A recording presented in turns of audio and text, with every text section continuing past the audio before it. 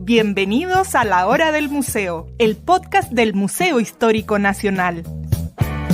Identidad, cultura, patrimonio y más. Soy Rocío Muñoz y te invito a un encuentro diario con la historia y sus protagonistas.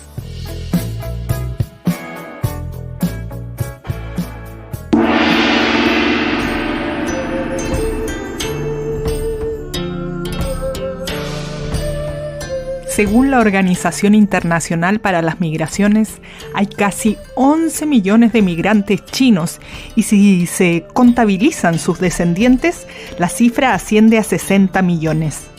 Estas grandes movilizaciones de chinos datan de hace siglos, con la apertura de la ruta de la seda. A principios del siglo XV en Indonesia ya había numerosos barrios chinos. Más tarde, durante el siglo XIX, se dieron importantes oleadas migratorias chinas hacia América Latina. Llegaron a nuestra región para suplir la mano de obra negra en las plantaciones del Caribe, Perú, Panamá y Cuba. En Chile, los datos oficiales hablan de que aquí viven casi 4.000 chinos, aunque la embajada asegura que superan los 8.000. Se desempeñan principalmente en restaurantes y en la venta de productos textiles. ¿Cómo ha sido este imaginario que hemos ido construyendo en torno a lo chino aquí en nuestro país y en América Latina? De esto y más vamos a conversar hoy con la autora del libro Representaciones de China en la literatura latinoamericana, María Montt Strabucchi. Este libro, por cierto, aprovecho de decirles, es de libre acceso y lo pueden encontrar en la web de la Universidad de Liverpool. María es profesora asociada del Instituto de Historia de la Universidad Católica, es miembro del Centro de Estudios Asiáticos de la misma universidad, es directora alterna del Núcleo Milenio ICLAC, que estudia los impactos de China en América Latina y el Caribe, y actualmente jefa del programa del Magíster en Historia Pública de la Universidad Católica. Bienvenida, María, qué gusto tenerte aquí. Gracias por aceptar esta invitación del Museo Histórico Nacional. Muchas gracias y gracias por la invitación. Cuéntanos, ¿cómo surge este interés por indagar estas percepciones con China? Porque es tan lejano que a veces nos quedamos aquí en lo local o máximo en lo latinoamericano, pero irse hacia allá, ¿cómo surge tu interés por esta zona? Bueno, yo partí estudiando sobre Asia y sobre China en el pregrado, en un curso de Historia Mundial Contemporánea, que justo ahora es un curso que yo enseño, así que es un curso con el que tengo una profunda relación, y era un trabajo para el profesor Joaquín Fermandois, y era un trabajo, había que seguir una noticia internacional y verlo en perspectiva histórica. Entonces me pareció interesante. China era el congreso anual, un evento muy grande que se estaba cubriendo en la prensa, pero había poca información. Y después de eso, me pareció interesante, seguí tomando los cursos de Asia que habían en esa época, en la licenciatura en Historia en la Católica, pero no eran muchos. Había un certificado en estudios asiáticos, que todavía se dicta acá, pero hoy día, por ejemplo, miraba que para el próximo semestre se van a dictar 8 cursos que son parte del certificado en estudios asiáticos, y cuando yo estaba en la universidad, hace 20 años atrás, había que encontrar los cursos y eran probablemente 2 o 3, y si teníamos suerte algún profesor visitante. Entonces me pareció muy interesante y al mismo tiempo hice mi tesis sobre la relación entre China y Chile, en esa época, era principalmente desde, yo diría que entre el 70 y el 78, cuando se abren las relaciones diplomáticas con Allende el 70, y después cuando se mantienen después del golpe, hasta que era electo Cubillo, me acuerdo, esa era mi fecha de término, o sea, elegido y puesto como canciller. Y ahí me pasó que sentí que no sabía nada de Asia y postulé a un magíster, y ahí hice mi magíster en estudios chinos, en Londres.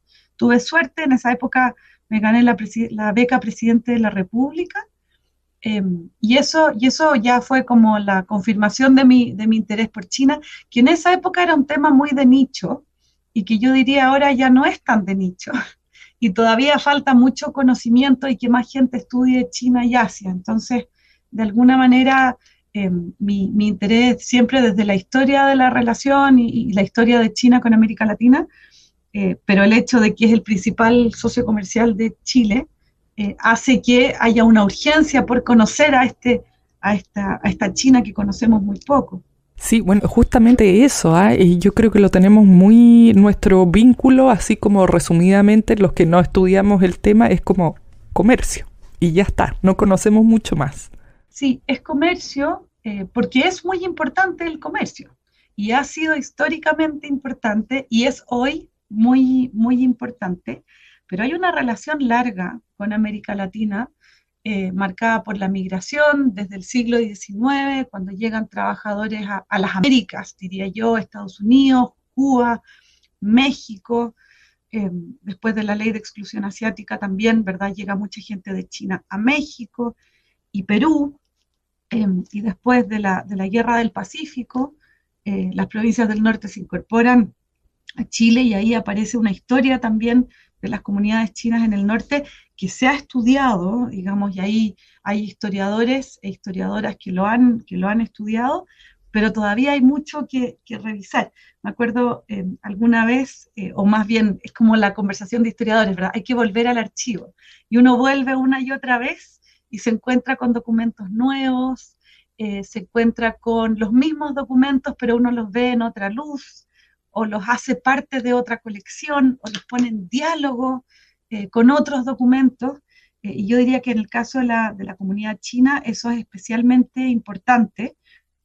Y menciono, por ejemplo, hay un historiador que se llama José Miguel Vidal, que estudió en la Universidad de Chile, historia, estudiamos al mismo tiempo, no nos conocíamos en esa época, y él después hizo su magíster y su doctorado en China, y él estudia la idea de América Latina y la relación con América Latina desde China, desde las fuentes chinas. Entonces es muy interesante ver cómo hay un diálogo entre lo que dicen las fuentes en China y lo que están diciendo las fuentes en América Latina, y cómo podemos poner esos dos mundos como en diálogo, esos dos mundos historiográficos, además, ¿verdad? En diálogo. Y yo creo que lo que tú dices es muy cierto. Hay muy poco conocimiento y nos falta mucho, mucho más. Sí, bueno, ahora mencionaba justamente esta migración que vino hacia las Américas a veces, o porque ocurrió hace mucho tiempo, no tenemos conciencia de recibir migrantes desde China. Vemos países pues, como, por ejemplo, mencionabas tú, Perú, donde incluso se ha fusionado la comida peruana con la comida china y algunos vocablos también. Y acá sabemos poco. Yo quiero que hablemos de otros temas, pero aprovecho de preguntarte esto, por la llegada de personas desde China a nuestro país. Ahí me imagino que es como el primer intercambio que se da de manera más directa. En Chile hay una migración histórica china de la cual cada día se conoce más, diría yo, pero todavía no se conoce tanto. Y es una comunidad que es parte del país, que forma parte del país.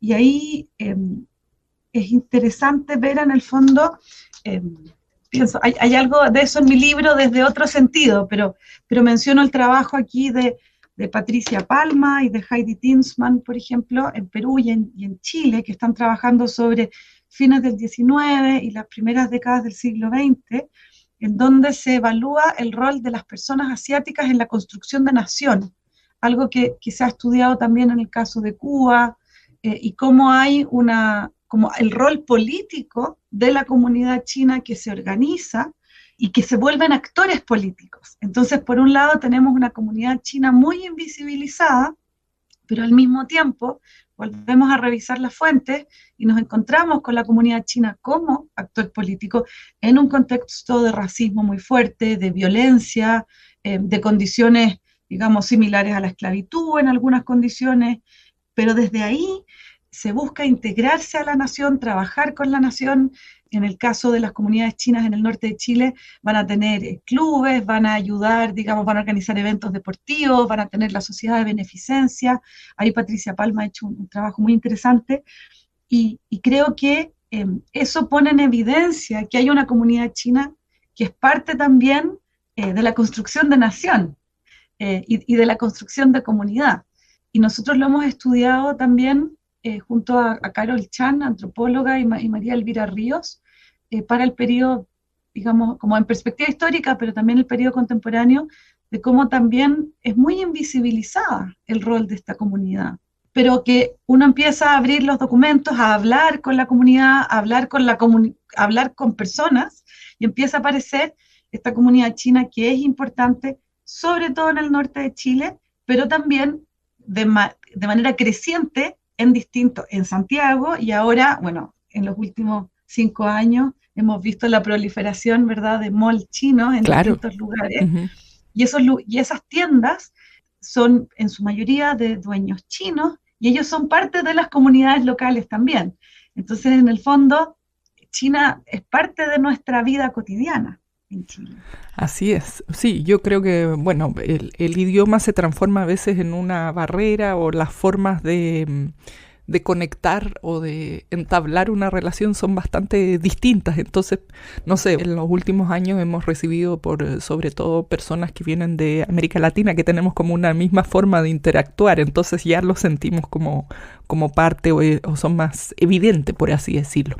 Me has ido derribando varios mitos que tenían en mi cabeza, así que bueno, sigamos hablando más de esta conexión que tenemos entre América Latina y China, entre nuestro país y China, y que se puede rastrear en diferentes áreas, que justamente eso quiero que conversemos. En el caso específico de China y de lo chino, es posible ver, para el caso de América Latina, y por supuesto con excepciones, pero uno podría hacer digamos, esta mirada tal vez más panorámica.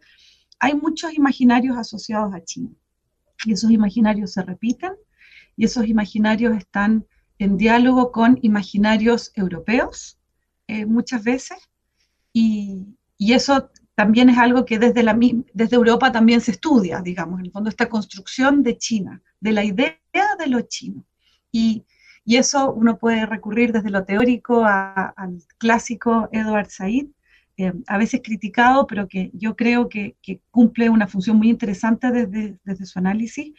En el fondo hay una noción de que las personas chinas son distintas, de que hay ciertas características que son del grupo, de que hay una distancia entre ellos y nosotros, siempre hay una división del otro, esta construcción del otro, que en el caso de mi libro yo lo trabajé a través de Sara Ahmed, la idea del extraño, que ella, resumiendo de manera muy resumida, pero en el fondo la idea de que uno se encuentra con el otro y lo reconoce como un extraño.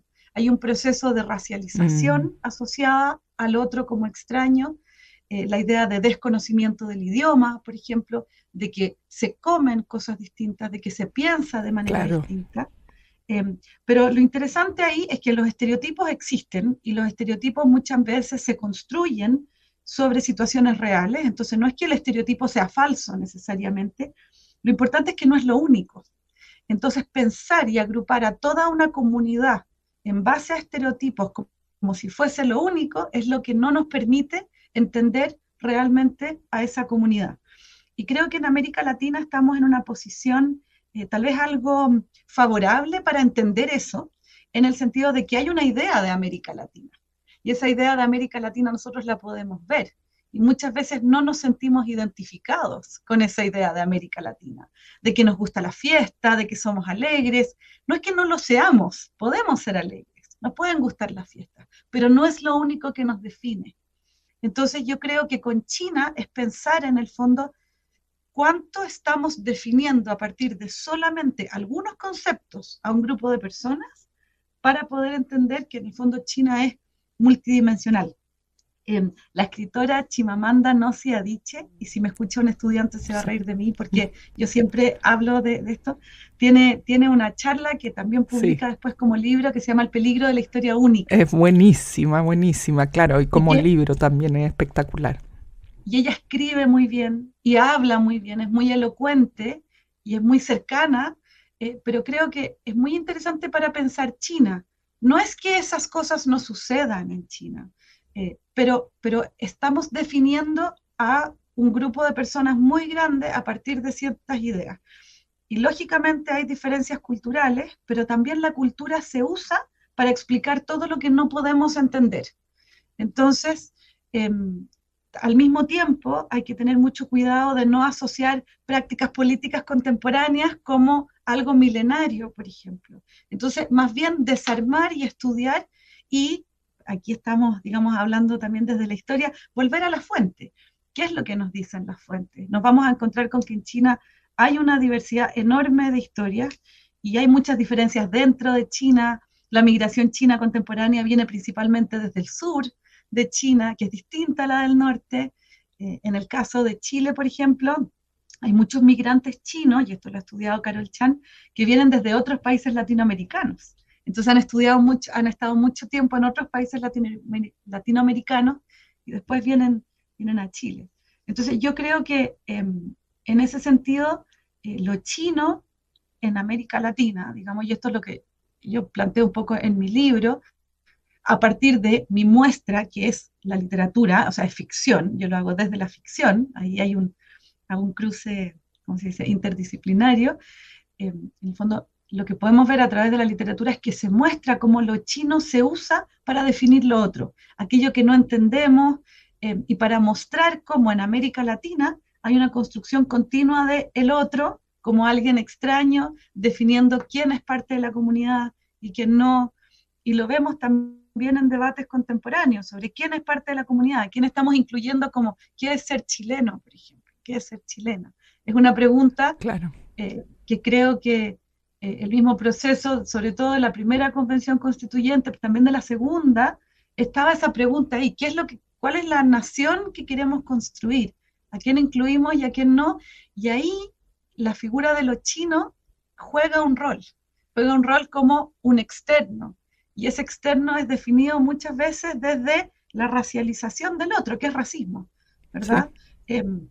Y eso es algo de lo cual uno debe hacerse cargo, digamos. No se resoluciona de un día para otro, pero que sí es importante. Entonces, al final, pensar sobre lo chino, desde donde yo lo hago también, que sobre imaginarios tiene que ver sobre cuál es nuestra comunidad, y quién es parte de nuestra comunidad, y cómo definimos esa comunidad. Todo esto que nos cuentas me hace pensar en el dicho que tenemos, ¿no? Como me estáis hablando en chino, no entender nada, no saber nada, es algo como otro planeta para nosotros. Sí. No, y lo interesante de eso es que cada día hay más personas que hablan chino. Claro. Y cada día es más fácil estudiar chino porque desde que hay institutos de idioma, pero también están, no sé, internet, y hay miles de canales online, y el chino se vuelve menos incomprensible, digamos. Y al mismo tiempo personas chinas hablan español, y eso ayuda a la comunicación. Falta mucho, no es que ya todos hablan chino, pero en el fondo se está avanzando en eso, y uno lo ve en la gente más joven, el coreano, por ejemplo, claro. Que desde la parte del audiovisual ha causado sensación. Japonés también, y otras lenguas de Asia. Bueno, hay una admiración, yo creo, por muchas de las artes y por muchas habilidades que asociamos también a esa cultura que nos llama muchísimo la atención. María, hablemos de tu libro porque aborda la literatura, y yo sé también que has indagado los viajeros quienes han ido a China. No sé por qué en este minuto se me viene Pablo Neruda, que pasó por China. Él hablaba de los fumaderos de opio, no sé, cuando yo leí su biografía, confieso que he vivido, habla ahí una buena parte de China, pero bueno, nos vamos quedando con estas ideas que, como tú decías, son bien de zonas específicas o que forma parte de estos imaginarios que no sabemos si son verdad o no. Además que pareciera también por las películas y qué sé yo, como que mucho de China o lo asociamos a algo muy moderno, muy comercial, o a algo muy milenario. Hay como esos contrastes también. Entonces es difícil de alguna manera, me imagino, estudiar un país que está tan lejos y que tenemos todos estos imaginarios que no sabemos si son verdad o no. ¿Cómo ir pelando esta cebolla para llegar finalmente a lo que tú planteas? Es una muy buena pregunta. Yo he trabajado mucho desde la interdisciplina, pero mi formación, uno, es en historia. Y creo que la historia tiene nos da herramientas muy buenas en el sentido de volver a las fuentes y de volver a leer, y lo que decíamos antes, de volver a los archivos y ver en el fondo como el enorme, o sea, la diversidad y amplitud de recursos que tenemos para pensar la historia. Entonces, yo diría que yo he ido tomando de alguna manera dos líneas. Una es la de los imaginarios, digamos, sobre China, que se cruza con Asia, con la idea de lo asiático y la idea de lo otro en América Latina y específicamente en Chile. Y también la historia diplomática y de persona a persona entre China y Chile. Y ahí, digamos, usando los archivos de la Cancillería, la Biblioteca Nacional, el archivo del siglo XX, y, y de alguna manera se cruzan y no, o sea, toman caminos distintos y al mismo tiempo iluminan uno el otro. En el doctorado, por cosas, digamos, coyunturales, como es la historia, ¿verdad? Terminé trabajando sobre literatura y terminé viendo el imaginario de China en la literatura contemporánea, cómo China se imagina, la diversidad de China en América Latina, cómo se cuestiona los discursos nacionales también. Y mi proyecto, o sea, o a partir de mi proyecto me encontré con un enorme grupo de novelas escritas por personas latinoamericanas en América Latina sobre China, siendo personas que no tenían, digamos, no eran parte de la diáspora. Yo no incluí la escritura de la diáspora, que ahí hay muchos textos, y había una manera de imaginarse China. Y esa manera de imaginarse China, en algunos casos, se usa para interrumpir esa misma China imaginada y mostrar cómo es un estereotipo tras otro de la contemplación, de la meditación, de la violencia, como decías tú, de lo moderno, de lo imaginario, de lo religioso, de lo agnóstico, y uno se da cuenta que muchas veces esos mismos estereotipos son contradictorios. O sea, la idea de que hay mucho, que se trabaja mucho en China, por un Claro, lado, y por otro lado se contrasta con la idea del fumadero de opio que tiene que ver con no trabajar, ¿verdad? claro. Entonces, esos imaginarios contradictorios. Por otro lado, había todo otro grupo de novelas en donde se trataba sobre la comunidad china en América Latina y cómo es aceptada, integrada, cómo se trata de definir como otra y a veces no se logra. Ahí hay un libro muy interesante de Cristina Rivera Garza, que se llama Verde Shanghái, que ella es mexicana y trabaja en los Estados Unidos, y es muy interesante porque además ella estudió historia. Entonces hay ahí algo interesante porque ella también apela a la historia, digamos, en ese texto. Ese es un libro que yo recomendaría.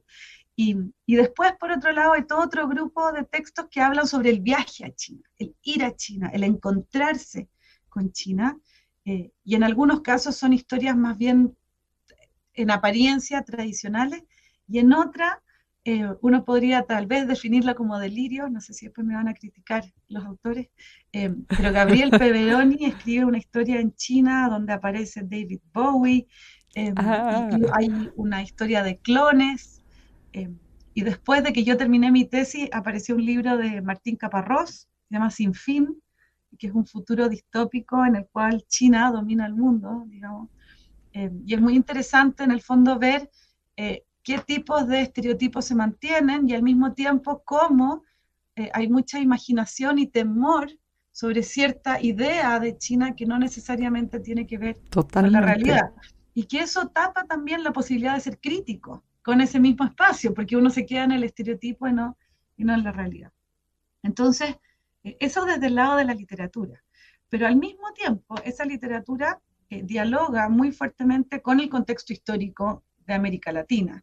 Y el proceso de fin de la dinastía Qing en 1911 es tal vez una imagen, tal vez habría que volver a revisar eso, pero tal vez la idea de lo milenario, digamos, en contraste a China moderna, tiene menos que ver con los procesos políticos en China y más que ver con una China antigua y una China moderna, por ejemplo.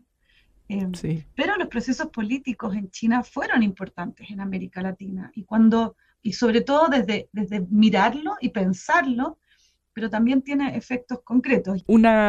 Como para hacerse la Sí, imagen visual, es sí, lo que se cuenta en la película El último emperador, ahí es cuando por acaba, ejemplo. ya, para tener así como un referente en mente. Sí, sí. Esa película es un gran referente, es una obra clásica que es interesante de ver y de ir mirando en distintos momentos para la historia.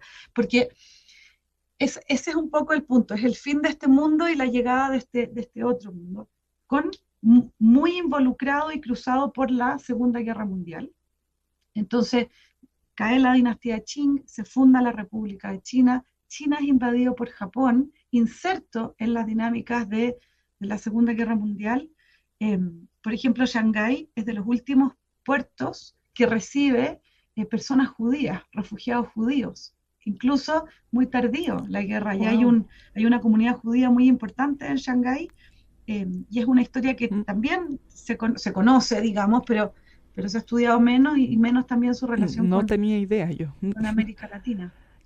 Sí, ese es un proyecto en el cual estoy trabajando. Qué interesante. Podríamos hablar otro día. Pero o sea, desde la parte de la ficción, digamos, la ficción es ficción. Y yo creo que ahí es importante permitirle a la ficción ser ficción, pero también lo leemos desde nuestra realidad y en un contexto histórico del cual somos parte. Y es ahí, en el fondo, donde aparece mi otra investigación que tiene que ver sobre viajeros. Viajeros y viajeras, que yo pensaba que eran más viajeros, pero me doy cuenta que cada día hay más viajeras, por ejemplo, que son también sujetos a veces invisibilizados en esta historia de viaje a China. Y en distintos momentos hay distintas impresiones. Entonces, Juan Marín, por ejemplo, va a estar en China durante la guerra. Y él es, digamos, como cónsul, hay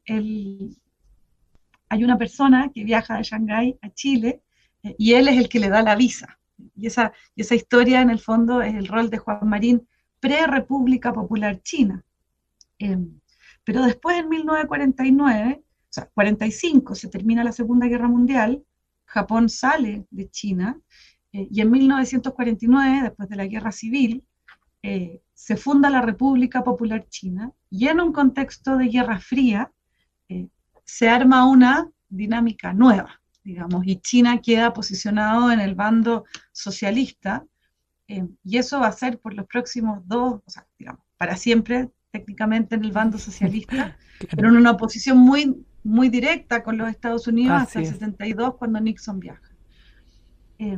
Y para Chile eso es relevante, porque y juega un rol en el sentido de que en la década de los 50 y la década de los 60, Chile tiene relaciones diplomáticas con la República de China. Y cuando Allende es electo el 70, entonces se abren relaciones diplomáticas con la República Popular China. Chile es el primer país sudamericano en reconocer a China comunista. Y todos estos viajeros que van en los 50 y 60 van a un país no reconocido por Chile, y ellos contrastan sus imaginarios y contrastan sus experiencias de viaje.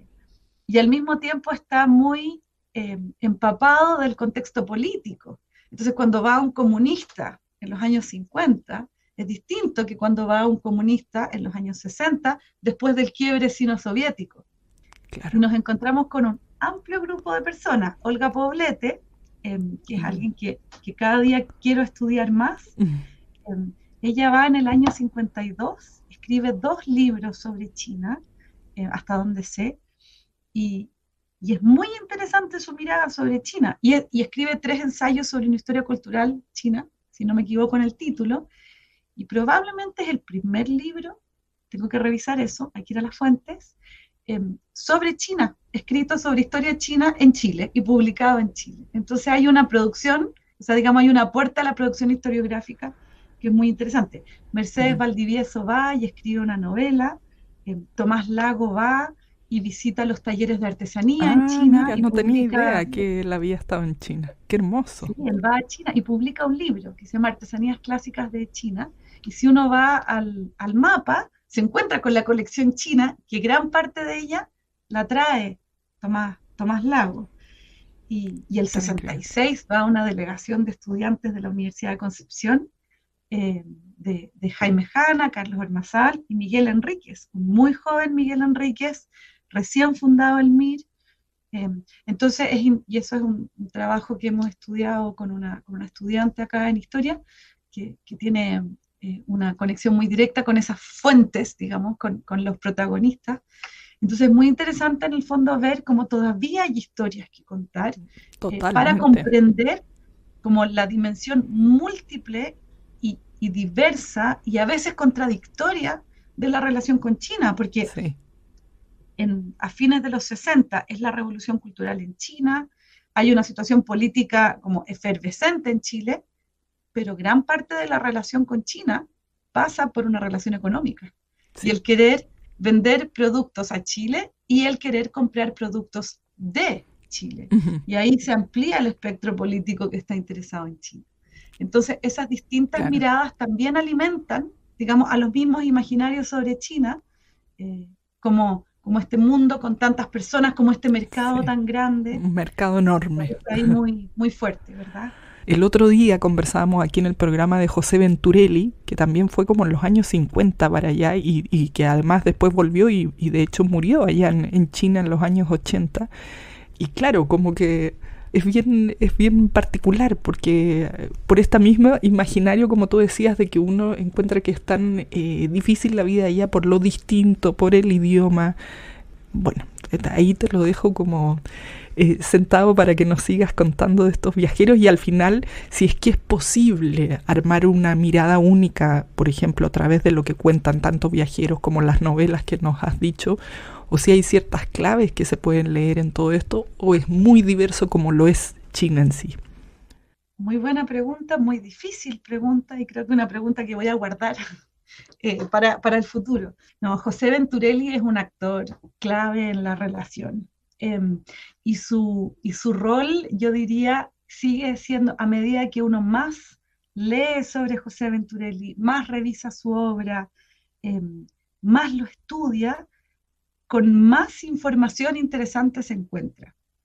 Eh, Tal vez a nivel de una mirada, si quisiéramos buscar una mirada única, yo creo que uno lo puede caracterizar como una figura central en la relación histórica desde el 49 en adelante, sobre todo entre Chile y China, y yo diría que entre Chile y América Latina, porque él recibe a muchos otros viajeros y viajeras de América Latina.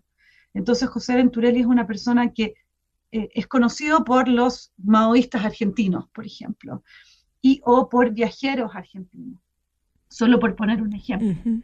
Eh, Hay una historiadora del arte que está estudiando la obra de José Venturelli desde la historia del arte y ha revisado archivos en China, en chino, en México, también por la relación con Siqueiros, con Cuba, digamos, y está haciendo una historia transnacional, digamos, de José Venturelli, y aparece un José Venturelli que por un lado es muy político, pero por otro lado es un artista extraordinario, y que es una figura muy importante dentro del ámbito artístico latinoamericano y latinoamericano en el mundo.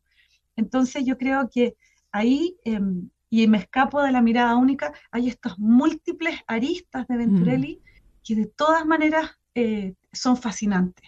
Y Venturelli es una persona fascinante. Hubo una exposición en la Universidad Católica, en el Campus Oriente, eh, y esa exposición incluyó una muestra de los objetos de su taller. Y cada uno, o sea, esa vitrina, hasta, o sea, incluía cuadros también, distintas cosas, pero esa vitrina con los objetos de su taller era realmente como, cada uno de esos contaba una historia que tenía que ver con China, que tenía que ver con Asia, que tenía que ver con América Latina, con el Chile de los años 50, de los años 60. Y Venturelli es especialmente interesante porque él tiene una relación muy larga con China. O sea, desde que se funda la República Popular China hasta los 80. Entonces, él ve una China con muchos cambios. Y no necesariamente él está de acuerdo con todos esos cambios y procesos que él ve en China, pero es capaz también de trascender, digamos, en esa relación, y creo que ahí Venturelli nos muestra una mirada especialmente interesante, porque el mismo Neruda cambia de opinión sobre China, y en sus memorias él es muy crítico Sí. de China, ¿verdad? Pero al mismo tiempo, hoy vemos que Neruda vuelve a ser reconocido en China y se vuelve otra persona por medio del cual hay diálogo, y ahí, digamos, la perspectiva histórica nos muestra distintas cosas, pero yo creo que ahí hay una relación. O sea, para pensar la relación larga de China con América Latina, hay un objeto que es extraordinario y que yo creo que nos habla de muchos objetos que están en distintos museos, en distintos espacios, que tenemos que seguir buscando porque nos permite entender la relación. Y uno de esos es una deidad china que se llama Guangong, que está en la colección del Museo Nacional de Historia Natural, que llegó a la colección del museo en 1882, durante la Guerra del Pacífico, que hasta donde sabemos probablemente perteneció a la comunidad china. Ese es un trabajo que hicimos con Francisco Garrido, Carol Chan, con todo el equipo del Museo Nacional de Historia Natural. Y después María Elvira Ríos encontró en la prensa, buscando fuentes, una noticia en donde cuentan cómo hay una deidad china que llega a Chile.